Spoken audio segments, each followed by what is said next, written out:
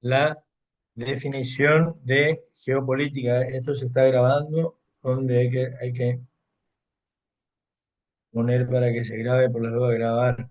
Acá está. Recording in progress. Muy bien. Doctor, unidad 6 geopolítica, dijo. Sí, unidad. ¿Tienen el programa ahí? Sí, profe. ¿Tienen? Bueno, miren ahí dice geopolítica, nociones generales, geopolítica y la problemática internacional de Argentina, adquisición de territorio de diversos modos, límites internacionales, límites y frontera, sucesión de estados y modificaciones territoriales, problemática territorial argentina, o sea, más o menos para dar un seminario de 6 meses esto. Pero ¿qué tienen que saber de todo esto? La, el concepto de geopolítica. ¿Qué es la geopolítica? Para hacerlo sencillo, es la disciplina, porque también se estudia si es una ciencia o no es una ciencia, bueno, ese es todo un tema para los estudiosos, eh, para no pelearnos con lo de las ciencias políticas, lo de la geopolítica terminan por aceptar que es una disciplina parte de la ciencia política, que estudia qué cosa, las relaciones que hay entre la política y la geografía entendida y los factores geográficos entendidos estos en su más amplio sentido. ¿Qué quiere decir esto? No solamente el dibujo del mapa, sino todo lo que incluye en eso, el clima, la posición geográfica, las distancias, la población, ¿verdad? El carácter este, distinto que pueden, así como hay territorios eh, fértiles y territorios estériles, territorios donde uno planta una cosa y crece cualquier cosa, y territorios desiertos donde no hay agua, uno no puede plantar nada. Hay territorios que están en el centro del mundo, digamos del mundo, de la historia del mundo, ahí Europa y compañía. Algunos dicen que antes ya el centro del mundo estaba en Oriente, en la China, y ahora dentro de poco va a volver a estar, que el eje geopolítico justamente del mundo se está corriendo hacia el Indo-Pacífico. Estar más cerca o estar más lejos de los centros de poder, tener costas o no tener costas, ser un país ribereño o no, ser un país archipelágico, ser un país con montañas, ser un país, el relieve es distinto. Y obviamente esto, que es lo que dicen los estudiosos de la geopolítica, moldeaba el carácter de las comunidades, ¿verdad? Influyendo justamente en el destino político de esas comunidades. Por ejemplo, hay un famoso libro de Duverger, Introducción a la Política, donde al hablar de los factores geográficos hace Epa, una comparación como parte de la entre unidad 5. Esparta y Ese ya Atenas. suena Si no me bacana. ¿Se equivoco, acuerdan de Esparta y se acuerdan de Atenas? Sí, profe. ¿Qué diferencia había entre Esparta y Atenas? Uno estudia Eran siempre. diferentes polis. Bueno, pero ¿y qué caracterizaba a Atenas y qué caracterizaba a Esparta? Esparta era guerrero y Atenas era más comercial, por así decirlo, creo. Código Muy anotado. bien. ¿Y Una por qué eso? potencia marítima y otra potencia terrestre. Claro, Esparta, dice, perdón, Atenas, dice Maurice Duverger, era un puerto, y un puerto vinculado a todos los centros políticos y económicos del mundo de la época, ahí en el Mediterráneo. Tenía contacto con los africanos, tenía contacto con los asiáticos, con lo que hoy diríamos el Medio Oriente, ¿verdad? Fundamentalmente con las civilizaciones y los reinos más importantes de su época. Comerciaba, y por eso la sociedad ateniense se hizo cosmopolita y democrática, abierta. El carácter de los atenienses está justamente guiado por la necesidad o la conveniencia de hacer contacto con todas las otras civilizaciones y comerciar con ellas y llevarse bien en la medida de lo posible. En cambio, Esparta, ¿dónde está Esparta? Hoy uno mira el mapa de Grecia y dice, pero si está ahí nomás. Está en el medio, en el centro de la península griega, en plena montaña, territorio absolutamente estéril, no crecía nada, no se podía plantar, no se podía cultivar, no se podía cosechar. ¿Qué hicieron los espartanos para vivir bien? Los atenienses se dedicaron al comercio, a la democracia, a las relaciones públicas, diríamos hoy. Y los espartanos a la Invadían guerra, territorio. a la guerra, a la guerra, a hacerle la guerra a los pueblos vecinos, a dominarlos, a esclavizarlos y hacerlos trabajar para ellos. Esparta, y el que, acuérdense, las anécdotas esas están por ahí de moda ahora, que el valor de la vida de nuevo parece que no vale nada. En Esparta, el que no servía para la guerra, lo tiraban de la famosa roca Tarpeya, ancianos, mujeres, discapacitados, todo, a la lona no, al precipicio. Esparta era un estado guerrero, fruto, dice Duverger, exagerando con el ejemplo, de sus condiciones geopolíticas. Y se hizo todo lo que sabemos de la historia de Esparta gracias a eso. Bueno, eso, ¿verdad? Y ahora, aún más, cada vez más, dicen los que critican esta visión tan maniquea, los factores geográficos se han ido relativizando cada vez más y han sido también cada uno de los factores geográficos más importantes a lo largo de la historia. En una época de la historia, hasta ahora importante, el que tenía petróleo tenía un valor fundamental y ahora empezamos a hablar de otros minerales, del litio, etcétera, de las tierras raras. ¿Quién tiene y quién no tiene? El que tiene, tiene un valor agregado. Pero además la tecnología ha ido modificando también estas relaciones. Antes, y no tan antes, 2, 3 siglos atrás, las distancias eran un factor fundamental. Solamente se las podía recorrer si en tierra a lo largo con carromatos, caravanas larguísimas, etcétera. Si quieren un ejemplo de eso, la conquista del oeste, como se hizo, pero desde mediados, fines del siglo XIX, comienzo del XX, el desarrollo de la tecnología hizo que aparecieran primero vehículos terrestres, después vehículos aéreos, además de las naves tradicionales, que se modernizaron y acortaron las distancias. Una cosa era tanto para la guerra como para la paz, tanto para llegar a un contingente militar como para comerciar. Una cosa era ir en un barco a vela y otra cosa era en un barco modernísimo ahora que acorta las distancias, o hacer esa misma operación de llevar tropas o llevar mercadería en aviones. ¿Verdad? Y ni hablar de las relaciones y el contacto si están entre ¿hay alguien de sede central? Humanos. Hablamos y tiene importancia fundamental en lo que vamos a ver ahora, lo vamos a retar a Lucho Luceno, que se distribuía y cómo llegaba el conocimiento hasta hace 200 años. ¿Cómo nos llegaba el conocimiento? ¿Cuál fue uno de los inventos más importantes en el avance de la humanidad? Para elevar a la enésima el conocimiento de un gran número de personas. La escritura era la imprenta. La imprenta, la escritura, antes escribíamos a mano y los que justamente estaban en los lugares donde estaban los libros escritos a mano, ¿vieron la película El nombre de la rosa o no? Sí, sí. ¿Eh? Y que había un veneno en las hojas y eso. Claro, pero toda la película gira alrededor de qué cosa. Gira alrededor de un libro, Un tengo libro. entendido. Bueno, ¿y el libro dónde estaba?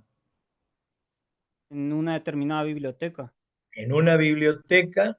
Miren, después la película es interesantísima. Y hay una novela, si quieren léanla, es así de gorda, de Humberto Eco.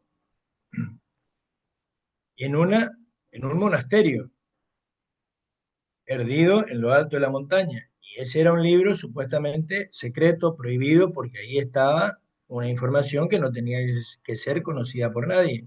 Por eso estaban envenenadas las hojas en la esquina superior, y entonces el que hacía el ojeo del libro, digamos, se terminaba envenenando. O sea que el que llegaba a conocer el libro moría.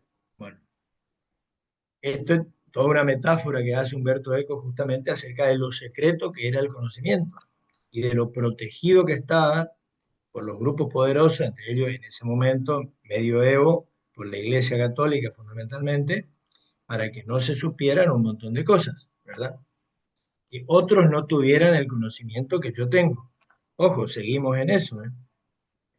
Tiene un determinado conocimiento, lo trata de proteger y, en todo caso, vender lo más caro posible o mantenerlo oculto. Bueno, esto cambió con la imprenta. La imprenta hizo que millones de esos libros que antes eran patrimonio de un reducido número de gente se hicieran, hoy diríamos, populares, multitudinarios y llegaran a todo el mundo, o casi a todo el mundo. No era que tampoco cualquiera podía tener un libro impreso en una imprenta, ¿verdad? Pero se democratizó, si quieren decirlo de alguna manera, el conocimiento. Por eso también el conocimiento seguía siendo, acuérdense, prohibido. Se podía traer un ejemplar del contrato social este, a, a Buenos Aires durante la época colonial,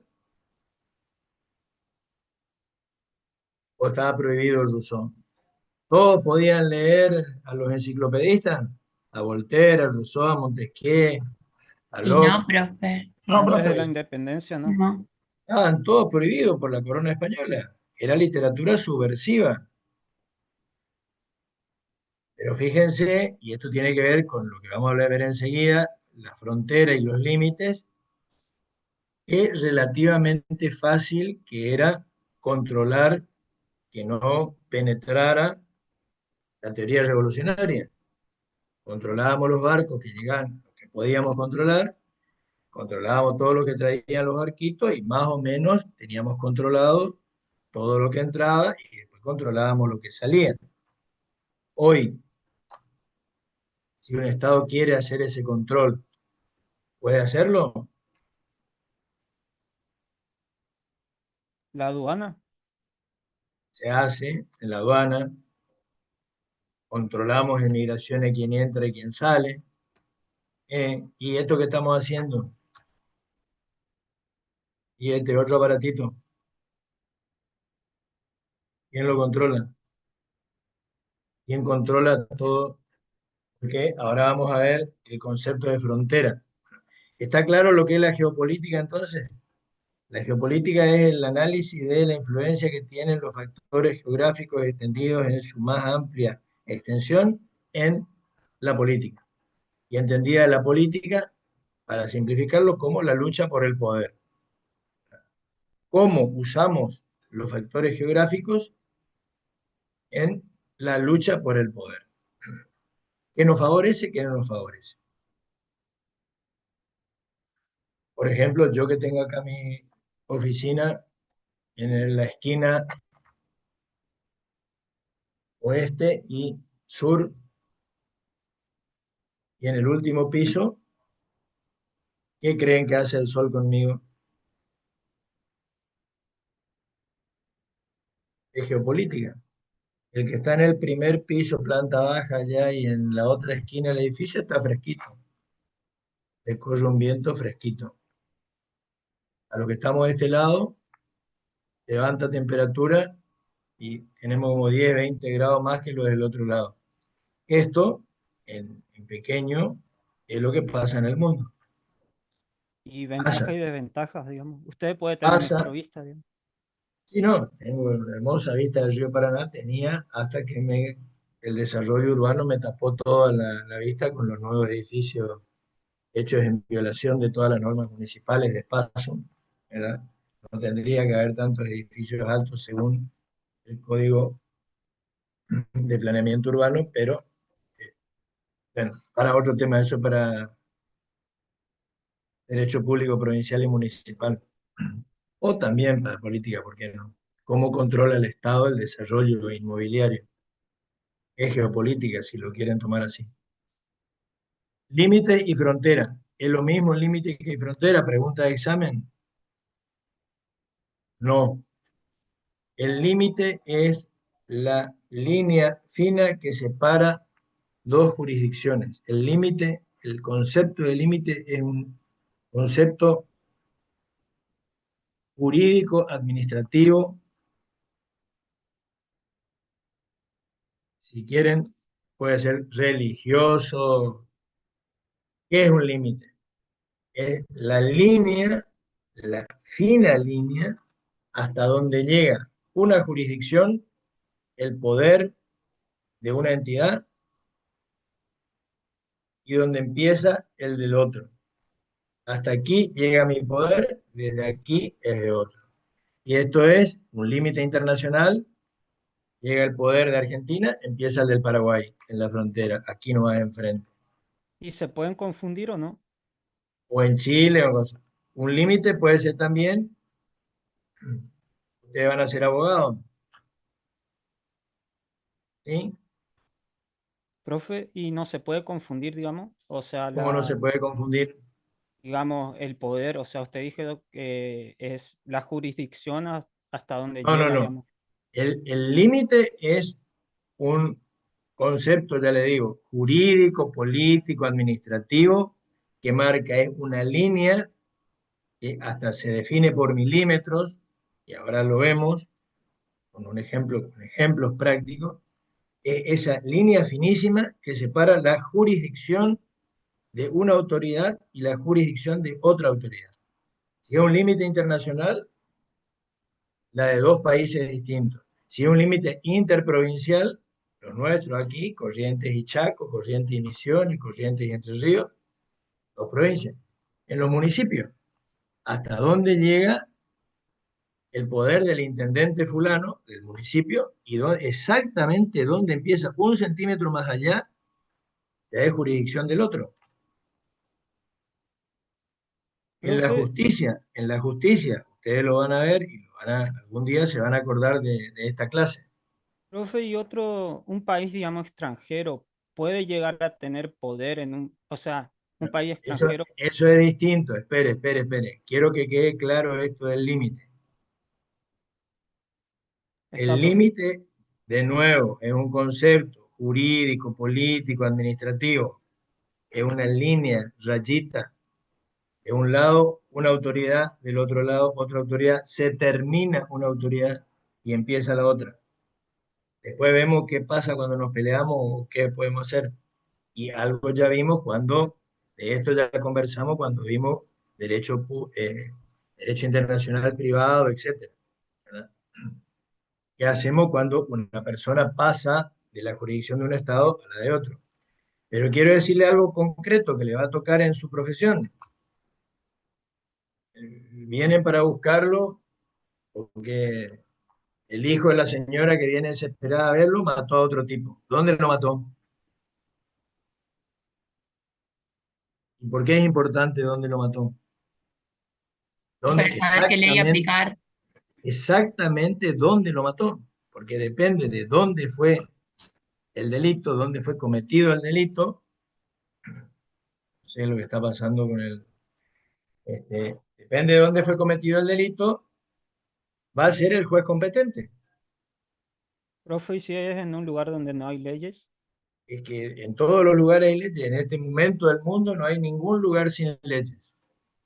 ¿Dónde hay un lugar sin leyes? Y no sé, yo creía que podría haber un lugar, digamos, Y sin no leyes, hay. pero ¿Por qué no hay? por la globalización.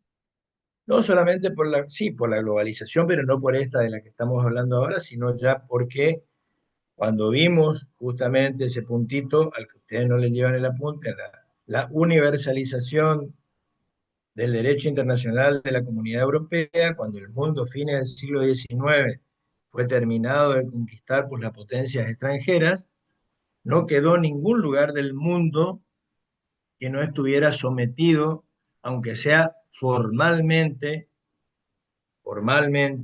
a la jurisdicción de un Estado. Usted me puede decir, bueno, y allá en la cumbre acá de la Concagua, ¿quién va a ir a ejercer jurisdicción? Y o la Argentina o Chile. Hay un límite en la cordillera, que 1 metro para acá es Argentina, 1 metro para allá es Chile. Y si nos vamos al Himalaya o a alguna de esas, es o de la China o de Nepal o de la India, alguien tiene jurisdicción. Y si vamos a ver ahora en el mar, pasa lo mismo. Hasta que se sancionó la Convención de Naciones Unidas de Derecho del Mar en 1982, podía haber algunos vacíos. Hoy, todos los espacios marítimos del mundo están distribuidos y sometidos a algún tipo de jurisdicción. Hasta la Antártida, que es un continente donde congelamos, valga la paradoja, en el hielo antártico congelamos los reclamos de soberanía, lo mismo nos pusimos de acuerdo en quién ejerce jurisdicción. ¿Estamos? Sí, profe. Bueno, Hay una parte del océano que es común, ¿cierto? ¿O no? Para todos los países. ahora llegamos a eso. Ahora llegamos rápidamente. Entonces, el límite es eso. Ahora, ¿qué es la frontera? La frontera es un concepto geopolítico o geoambiental, dicen los autores. Es el espacio más o menos amplio que se extiende a ambos lados del límite. Acá está el límite, para acá se extiende la frontera, para acá se extiende la frontera. Es el espacio más o menos amplio que se extiende a ambos lados del límite, donde los estados se ejercen mutua influencia. Este estado de este lado ejerce influencia acá y este estado de este lado ejerce influencia acá. Nuestra frontera, ¿verdad?